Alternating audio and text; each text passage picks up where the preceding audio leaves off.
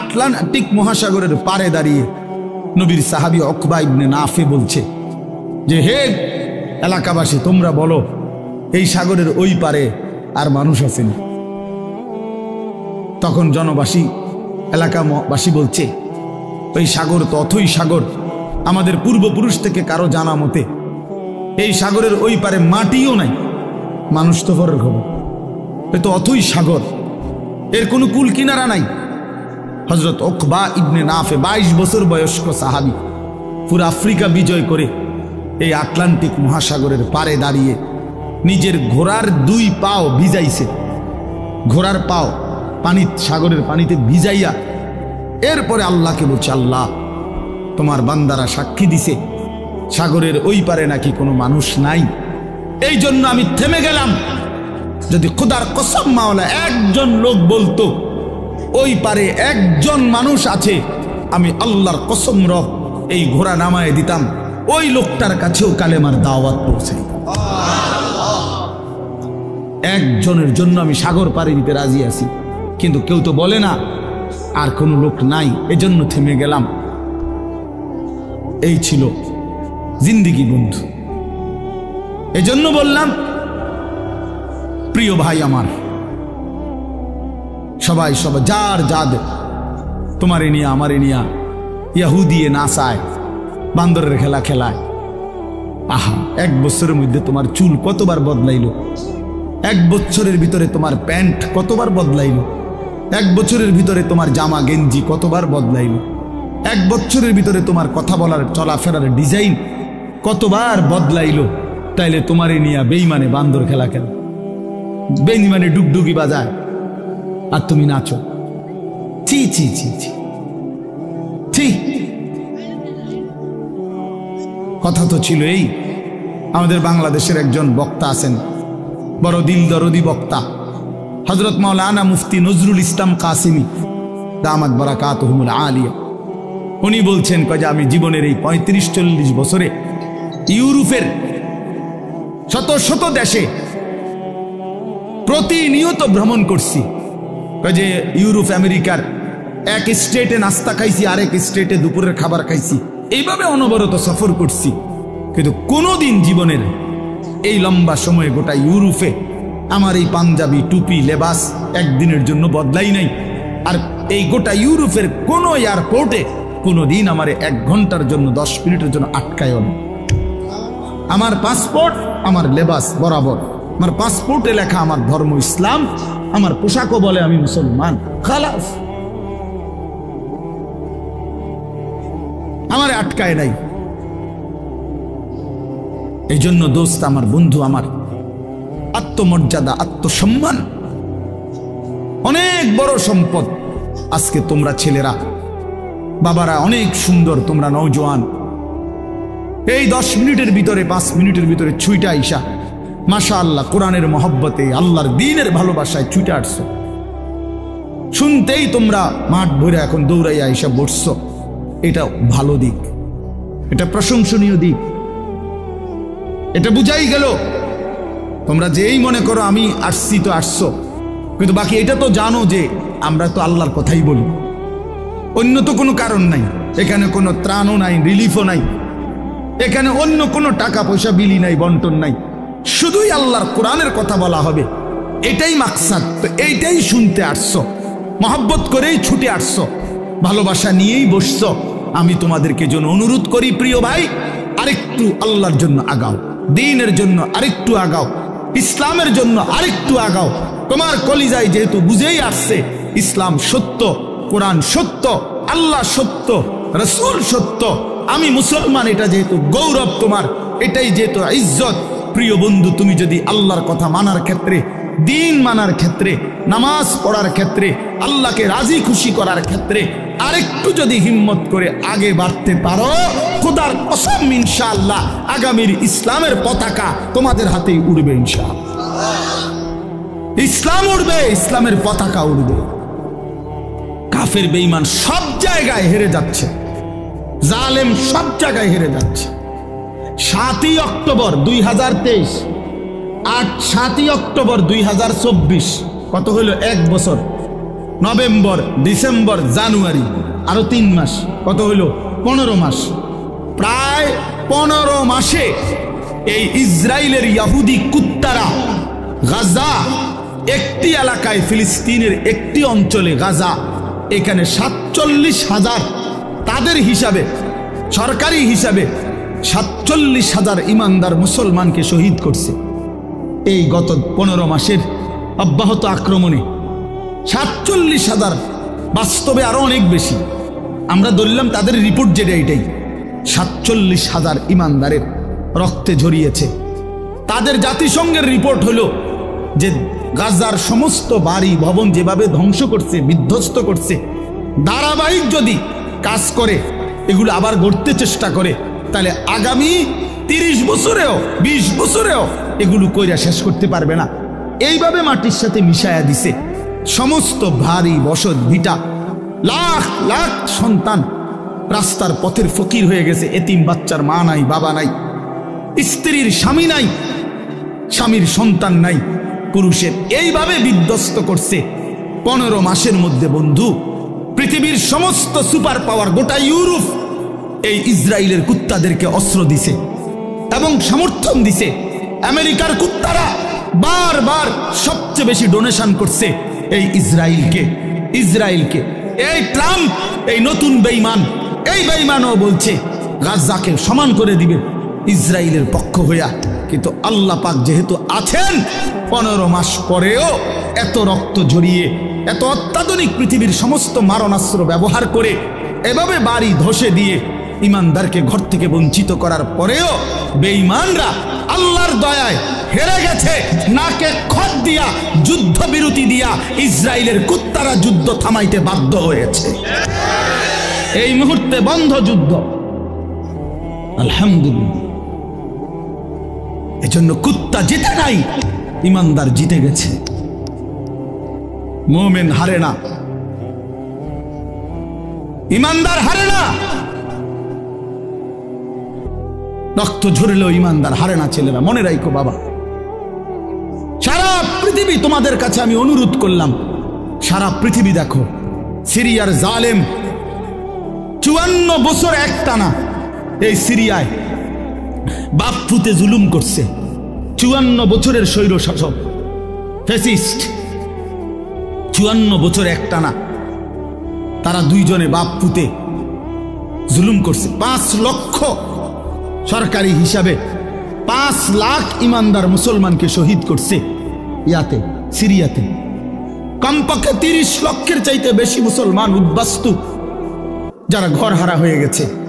হাজার হাজার নারী ধর্ষিতা, লাঞ্ছিতা হয়ে জেলখানার অন্ধকার, কারাগারের অন্ধকার প্রকোষ্ঠে জীবনের 18 বছর।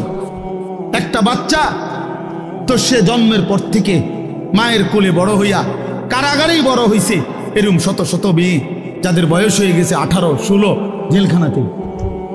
এই সিরিয়ার এই কুত্তা বাশার আল আসাদ, এই জালেমের আমলে। কিন্তু এরপরেও এত রক্ত, 5 লক্ষের চাইতে বেশি মুসলমানের রক্ত ঝরিয়েও জালেম টিকে নাই। 8ই ডিসেম্বর 2024 পলাইতে বাধ্য হয়েছে, পলাইয়া গেছে। সিরিয়া এখন ইমানদারদের হাতে, মুসলিম মুজাহিদদের হাতে। হ্যাঁ, বাংলাদেশের 16 বছরের জালেম 16 বছর প্রতি ইঞ্চি জমিন, প্রতিটা সেক্টর, প্রতিটা বিভাগকে এমন নিখুঁত ছক দিয়ে আঁকছে, নিজের মতো করে করে নিছে যে একটা সুতা বাংলাদেশে পড়বে না এই জালেমের কারণে। সেই বুবুও 5ই আগস্ট পলাইছে, বুবু পলাইছে। আমার জিও কয় বুবু পলাইছে, ছোট্ট গাছ। আমি আব্বু কেমনে পলাইছে? গাড়ি উঠি লইয়া পলাইছে, গাড়ি উঠি লইয়া পলাইছে। গাড়ি গুট্টি কইতারে না, গাড়ি উঠি লইয়া পলাইছে। হ্যাঁ, মজলুমের বিজয় হয়েছে, জালেমের পতন হয়েছে। তাইলে বন্ধু, পৃথিবীতে মুসলমানদের নির্যাতনের, মজলুমের কাহিনী ফিলিস্তিনের চাইতে মারাত্মক কোথাও নাই। সেখানেও ইনশাআল্লাহ আবার হবে, ইসরায়েল আবার আক্রমণ করবে। কিন্তু এর পরমাণু এই আক্রমণ করতে করতে আজকে 15 মাসে তাদের ভিতরটা জুরজুরা হয়ে গেছে, কিচ্ছু নাই, কিচ্ছু নাই। শেষ পর্যন্ত আল্লাহ তাআলা কোরআনে যেহেতু ওয়াদা দিছে, ইহুদিরা হচ্ছে অভিশপ্ত জাতি। ইহুদিরা কোনো সময় পৃথিবীতে স্থির হইতে পারে নাই। ইহুদি একমাত্র অভিশপ্ত জাতি, যে জাতি কখনো কোথাও সেটেল হইতে পারে নাই। এরা যাযাবর, এরা জীবনভর এগোরে তাড়াইছে সব সময়। এই ইসরায়েল থেকেও এই বেঈমানরা, এই ইহুদি কুত্তারা পরাজিত হয়ে একদিন এখান থেকে সরে যেতে বাধ্য হবে ইনশাআল্লাহ। এজন্য মনে রাখো বন্ধু, সবসময় জিন্দিগি একরকম যায় না। আজীবন মুসলমান নির্যাতিত হবে, আজীবন ইমানদার জুলুমের শিকার হবে, আজীবন কোরআনওয়ালা সেজদাওয়ালা অপমানিত হবে, আর সুদখোর ঘুষখোর বাটপার সিটার জালেম নাফরমান আর এই তাফালিং করেন না তোমরা আজীবন মাতবরি করবা। আর আলেম ওলামা ইমানদার মুসলমান তালেবে ইলম কোরআন পড়নেওয়ালা এরা আজীবন মাথা নোয়া রাখবে, না না আসমানওয়ালা আছে মিয়া, মনে রাখো আসমানওয়ালা আছে। এত খামখেয়ালি মনে করো না, এত খামখেয়ালি মনে করো না, খামখেয়ালি মনে করো। বাংলাদেশের পরিবেশ এই মুহূর্তে কি, বাংলাদেশের পরিবেশটাও যদি কেউ দেখে আলহামদুলিল্লাহ। একটা দিন মজুর কুলি ঠেলাওয়ালা কুলিওয়ালা বাড়ি গাড়ে, এরকম দিন মজুরেরও স্বপ্ন কলিজায় আমার সন্তান হাফেজে কোরআন হবে। সমাজের সবচেয়ে উচ্চ পদস্থ ব্যক্তি, যে কোটি কোটি টাকার মালিক, হাজার কোটি টাকার মালিক, সেও স্বপ্ন দেখে আমার ছেলেটা হাফেজে কোরআন হবে। বারবার, একবার না দুইবার না, সারা পৃথিবীর বুকে বাংলাদেশ যদি আজকের পৃথিবীতে পরীক্ষা জরিপ নেয় যে একটি মাত্র বিষয়ে বাংলাদেশের বারবার ফার্স্ট হইছে সারা বিশ্বে, এটা একটাই মাত্র বিষয় যেখানে প্রত্যেকবারে বাংলাদেশ বিশ্ব চ্যাম্পিয়ন, বিশ্বে প্রথম 70 দেশে, 90 দেশে, 110 দেশে, সেটা কোরআনুল কারীমের হাফেজ, হেফজে কোরআনের মাধ্যমে।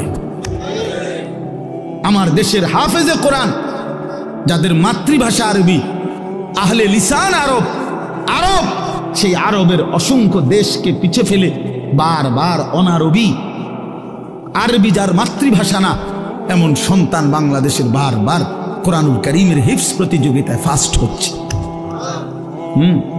সেদিন আল্লামা খালেদ সাইফুল্লাহ আইয়ুবী সাহেব বলতেছিলেন, আমার দেশের তাকরিম, যেই ছেলে বারবার সারা বিশ্বে স্বর্ণ পদক পাইছে, হাফেজ সালেহ আহমদ তাকরিম, উনি বলছেন যে আমার স্বপ্ন যদি কোনোদিন কাবা শরীফের মধ্যে আল্লাহর ঘরে কোনোদিন অনারবি কোনো ইমাম রাখে, তো হতে পারে একদিন তাকরিম আগামী দিনে কাবার ইমাম হবে। আর এটা আল্লাহর জন্য অসম্ভব, আল্লাহর জন্য অসম্ভব, এটা সম্ভব। ওমা যালিকা আলাল্লাহি বিআজিজ, আল্লাহর জন্য অসম্ভব না বন্ধু, ইনশাআল্লাহ। দেখো আব্দুল মালিক হাফিজাহুল্লাহ, হযরত মাওলানা আব্দুল মালিক, ওনার আব্বা বলতো, আমাকে কুমিল্লার লাকসামের মানুষ, জাতীয় মসজিদ বাইতুল মোকাররমের এখন যিনি খতিব, পৃথিবীর এমন কোনো আরব দেশ নাই যেই দেশের ওলামায়ে কেরাম ওনারে চিনে না। বাংলাদেশে তিনি যদি পরিচিত হয় 10%, আরব বিশ্বে তিনি পরিচিত 90%। পৃথিবীর আরব দেশের বহু ইউনিভার্সিটিতে এই হযরত আমার দেশের বাইতুল মোকাররমের খতিব যিনি বর্তমান, ওনার কিতাব, আরবি লিখিত বই কিতাব পৃথিবীর আরব দেশের ইউনিভার্সিটির সিলেবাস ভুক্ত। আল্লাহর কসম, আল মাদখাল উসুলে হাদিসের এক কিতাব সারা পৃথিবী পড়ে, এত সুন্দর, এত জামে, মানে উসুলে হাদিসের কিতাব আর পৃথিবীতে নাই। মানে হাদিসের বিষয়ের যত নিয়ম কানুন, হাদিস শাস্ত্রের, এটার উপরে ওনার লিখিত কিতাব, অনেক কিতাব, অনেক কিতাব। আমি বলতেছিলাম ওনার আব্বা হযরত মাওলানা শামসুল হক রাহমাতুল্লাহি আলাইহি, ওনার বাবা আজীবন যেই মাদ্রাসায় মুহতামিম ছিলেন, আমি ওই মাদ্রাসায় মাহফিল করছি, বয়ান করছি, তো ওইখানে গিয়ে শুনছি ওই বাবাই একটা ঘরও দেখছি, ওনার পুরান একটা টিনের ঘর। তো ওনার আব্বা বলতেন সবসময়, হ্যাঁ আব্দুল মালিক, তোরে লইয়া আমার বেশি চিন্তা, তারে দিয়া কি হইব, তারে দিয়া কি তো হইব, মানে তে কেমনে চলবো ভবিষ্যতে। ওনার আব্বাই বলে, বেশি কি করছে, চিন্তা করছে। আব্দুল মালিক এখন জাতীয় মসজিদের খতিব। এই জন্য দোস্ত বন্ধু, ইনশাআল্লাহ ইসলামের বিজয় হবে, আগামীর সময় কালেমার বিজয় হবে, কালেমার বিজয় হবে। এই জন্য দোস্ত বন্ধু, নওজোয়ান কিশোর, নষ্ট হইও না, চরিত্রহীন হইও না। এত সহজে এত অল্প বয়সে 16 বছরে চরিত্র এভাবে নষ্ট করে দিলা। মাত্র 18 বছর বয়সে এত নারী দেখে ফেললা, মাত্র 18 বছরে এত উলঙ্গ ছবি দেখে ফেললা। বাকি জীবন কি করবা বাবা? হ্যাঁ, মাত্র 18 বছর বয়সে এত জিনা ব্যভিচার দেখে লাইলা। ছি ছি ছি, বাকি সময় কি করবা বাপ? বাকি সময় কেমনে চলবা আব্বা বলো? এত অল্প বয়সে এত নোংরা হয়ে গেলা, এত কম বয়সে এত চরিত্রহীন হয়ে গেলা। সারাদিন নারী ছবি কি দেখো মোবাইলে তোমরা, আমরা বুঝি না বাবা। কতবার চুলের ডিজাইন বদলাইলা বাপ? কারে দেখাইতা? কয়জন বেডি তোমার বাইতে আইছে? তুমি যে এতবার ডিজাইন বদলাইলা, কেডা আইছে তোমার সেহুনি? হ্যাঁ, সিনেমার কোন নর্তকী তোমারে ফোন দিছে তাই শুনি? তুমি যে বেডিরে দেখা আখলাক নষ্ট করতেছ, চরিত্র নষ্ট করতেছ, শরীরের যৌবনটা শেষ করতেছ, নিজের হাতকে লজ্জাস্থানের গুনাহ করে নষ্ট করে দিতেছ। প্রিয় বন্ধু, এর চাইতে বেশি তো আর বলতে পারি না। কিন্তু বিনিময়ে কোন নর্তকী তোমার বাড়িতে আসছে? হ্যাঁ, সিনেমার কোন নর্তকী, হিন্দি সিনেমার কোন নর্তকীরে তুমি চিনছ বলো ভাইয়া? কেন আখলাক নষ্ট করে দিলা? কেন চরিত্র নষ্ট করে দিলা? কয়জনে নামাজ পড়ছো আজকে মাগরিবের নামাজ বলো ভাইয়া? আমরা তো আলহামদুলিল্লাহ আল্লাহর দয়ায় আমার একদিনের ব্যস্ততা দেখলেও তো আপনি মাথা ঘুরাইব, কিন্তু এই ব্যস্ততার ভিতরে দিয়েও তো মাগরিবের নামাজ তো আমার এখানে এসে মাহফিল ধরতে হবে। আমি আনোয়ার ভাইয়ের সাথে কথা বলছি আসরের সময়, ভাই আমার একটু দেরি হইব, মেহমান আসছে, মাদ্রাসায় জরুরি কাজ ছিল আমার, কিন্তু আলহামদুলিল্লাহ ব্যস্ততা ঠিক আছে, কিন্তু জামাত মাগরিবের নামাজ তো জামাতে পড়ছি। ওই দৌলতপুরের একটা গ্যাস ফিল্ড আছে, ওইটার মসজিদ। কেমনে নামাজ ছেড়ে দিলা ভাইয়া? চেহারা সুরত দেখলেই তো বোঝা যায় কতদিন হয় নামাজ পড়ো। ওফ, আল্লাহকে ডাকো না, তে আল্লাহকে এমনি ভুলে গেলা, রাসূলকে এভাবে ভুলে গেলা, ধর্মকে এভাবে অপমান করলা, মাকে এত বড় বেইজ্জতি করলা। 2 বছর যে মা দুধ পান করাইছে, তোমারে তিল তিল করে বড় করছে, এই উদ্দেশ্যে যে তুমি 16 বছর বয়সে শুধু নারী দেখবা, ছবি দেখবা, মোবাইলে উলঙ্গ দৃশ্য দেখবা, তুমি মালিকের একটা সেজদা দিবা না, 1 ওয়াক্ত নামাজ পড়বা না, তোমার মা বুঝি তোমার এই জন্য দুধ খাওয়াইছিল? হ্যাঁ, তোমার বাবার তিল তিল করা টাকা, বেচারা কেউ 16 বছর বিদেশ, কেউ 18 বছর বিদেশ, রক্তটা পানি করে পয়সা রোজগার করে, কি পরিমাণ ঘাম শরীরটা দিয়া ঝরে আরব দেশে মরুভূমিতে। আহা, 12 ঘন্টা 14 ঘন্টা 16 ঘন্টা ডিউটি করে প্রবাসী, কি পরিমাণ ঘাম ঝরে এক এক প্রবাসী। প্রতিটা টাকার মধ্যে, প্রতিটা দিনার দিরহামের মধ্যে, প্রতিটা রিয়ালের মধ্যে ঘামে ভিজা, ঘামে ভিজা। এত ঘাম, এত কষ্ট করে যে মানুষটা স্ত্রীর আদর পায় না, ছেলে মেয়েদের আদর পায় না, 18 বছর 16 বছর 14 বছর, যার একটা ছোট বাচ্চা আছে, মনে করো মেয়ে আছে, ছেলে আছে ছোট, সে দেশে, বাবা বিদেশে, কি পরিমাণ বাচ্চাটা বাপকে দেখতে মন চায়। আমি তো ওই আমার সাথীদেরকে জিজ্ঞাসা করেন, আমার গাড়িতে রাতের যদি 3টা বাজেও আমি যাই, 2:30 3টায়, আমার ছোট মেয়ে 3 বছর বয়স, কোনো সময় কোনো দিনও ঘুমায় না। আমি যতক্ষণ না যাই ওই ঘুমায় না, একটা দৌড় দিয়া দরজা সে খোলে, কলিং বেল টিপ দিলেই সে বোঝে আব্বু আসছে। তার মার সাথে সে আইসা গেটের সামনে দরজা খোলে, তো ও যখন হাসে আমার কাছে মনে হয় গোটা পৃথিবী হাসে। তে এমন আদর যেই বেচারা বছরের পর বছর কোরবানি করে দিছে সন্তানদের জন্য, একটু মুখে হাসি ফুটাবে স্ত্রীর জন্য, তো সেই বাবার সন্তান হয়ে তুমি এইভাবে জীবন শেষ করে দিলা। এটা ইনসাফ হলো ভাইয়া? বলো বাবা, বলো। প্রিয় বন্ধু আমার, বাপ আমার, সন্তান আমার, ছেলে আমার, কিশোর নওজোয়ান, আমি এক ফেরিওয়ালার মতো চিৎকার করে বললাম যে নিজেকে নষ্ট করে দিও না ভাই। আখলাক বড় সম্পদ, চরিত্র বড় সম্পদ। নারীর আসক্তি, জিনা ব্যভিচারের দৃশ্য, উলঙ্গ দৃশ্য, নারীর লোভ, বিশ্বাস করো তোমার দুনিয়াও শেষ করে দিবে, আখিরাতও শেষ করে দিবে। আল্লাহর নবী বলছে ফাত্তাকুদ দুনিয়া ওয়াত্তাকুন নিসা। আল্লাহর নবী বলছে উম্মত, দুনিয়ার ধোঁকা থেকে বেঁচে থাকো, নারীর ধোঁকা থেকে বেঁচে থাকো। বেপর্দা নারী, হারাম নারী, যে নারীকে দেখার তোমার অনুমতি নাই, ওর হাসি মূলত হাসি না, আগুন।